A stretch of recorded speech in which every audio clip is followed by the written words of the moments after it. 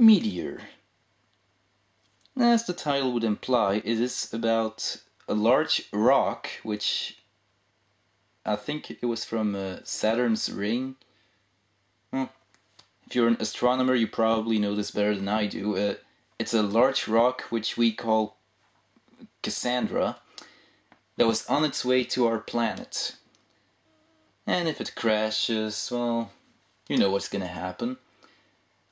So the whole mini-series, in fact, is about us humans trying to avert the disaster. Now, I will say it was interesting in its own right. It's interesting because, well, in most movies you see how characters, by whatever means and however difficult, I mean, what with governments never really listening to its own people.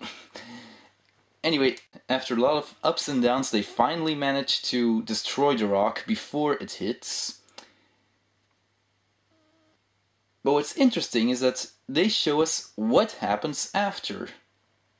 I mean, the whole world knew it was all gonna end, then crisis is averted, but then you have people taking advantage of the situation, or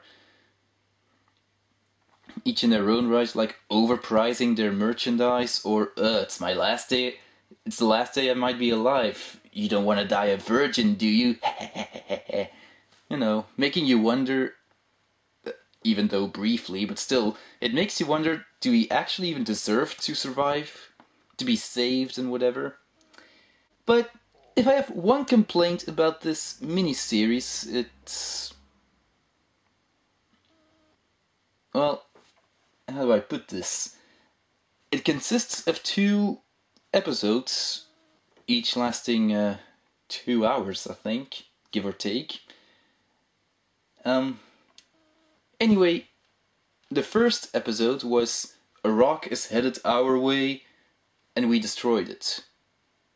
The second, well, addressed what I said earlier, that it poses the question as to whether or not we deserve to be saved.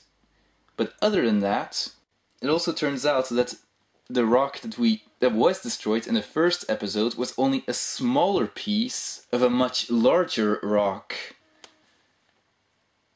So it's a bit like what often happens with movie sequels. It's just the same story from the first movie repeated in the second.